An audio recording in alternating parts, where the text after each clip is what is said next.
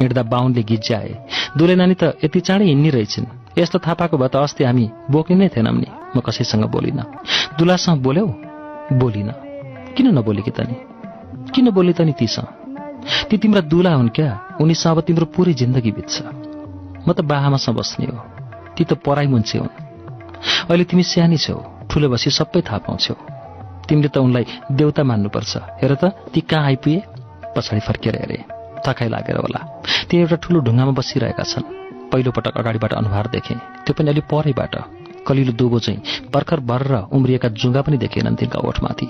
तिनलाई हेर्दा बाटोमा हिँडिरहेको कुनै नौलो बटुवालाई देखे जस्तै लाग्यो। सानीमा भन्दै गइन्, तिम्रा भगवान कृष्ण हुनै हुन अब। मैले घरमा भगवान कृष्णले बाँसुरी बजाएको फोटो देखेकी थिएँ। आमा दिनदिनै पूजा गर्नुहुन्छ। मनमा तिनको धमिलो नचिनिने जस्तो अनुहार सम्झना गरे।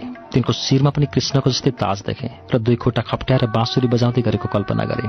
तर ती पटक्कै कृष्ण जस्ता भएनन्। अनि मैले भने, भगवान कृष्णको त मेरी आमाले पूजा गर्नुहुन्छ, उनी त कृष्ण जस्ता छैनन्। के मेरी आमाले यिनकै पूजा गर्नुहुन्छ? सानीमा हाँसिन्, म पनि हाँसिनँ। अघि भर्खरसम्म तिमी लाठी थियौ, जति जति घर नजिक हुँदै आउँछ उति उति तिमी बाते हुँदै जान थाल्यौ। सानीमाको कुराले म खुसी हुन थालेँ। मैले तिनलाई के गर्नुपर्छ? सेवा। कसरी? भोलि पर्सि आफै थाहा पाउँछौ। म त तिनको घर बस्दिनँ क्यारे, किनभने ती हाम्रो आफन्त होइन।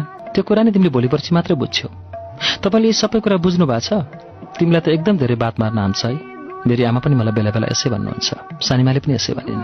मैले सानीमासँग सोधेँ, यिनीहरू कहाँ जान लाका? तिम्रो घर। हाम्रो घर किन जान लाका? एक दुई दिन बसेर फर्कन्छन्, तिमी मात्र उहीँ बस्ने। मैले कुरा नबुझे पनि टाउको हल्लाएँ। मेरो फुर्काइले मेरो आँखा सानीमाको शिरसम्म पुर्यायो। उनले सुनको फूल लगाएकी छिन्। मलाई त्यो सुनको फूल दिनु न। तिम्रो कपाल सानो छ नानी, धान्दैन। कहिले धान्छ त सानीमा? भोलि पर्सि। मलाई कति धेरै भोलि पर्सि कुर्नु छ। भोलि पर्सिले मेरो जीवनका धेरै रहस्यहरू खोलिदिनेछ। यो भोलि पर्सि मेरो जीवनलाई दिन धेरै कुरा लिएर आउनेछ। म अर्कै हुनेछु, सबै कुरा जान्ने, बुझ्ने, ठुली। काल्पनिक स्वप्न संसारमा उड्दै मुग्ध भए म। यो भोलि पर्सिले मेरो जिन्दगीमा नयाँ मोड, नयाँ आयाम र नयाँ आनन्द लिएर आउनेछ।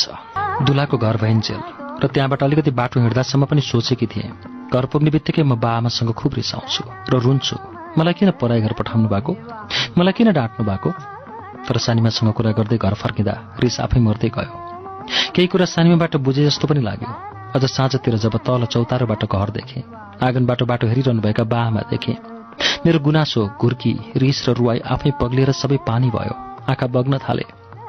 साँझ घर पुग्दा बल्ल मलाई मन्दिर पुगे जस्तो लाग्यो, जहाँ मेरा जीवित भगवान छन्, बाआमा।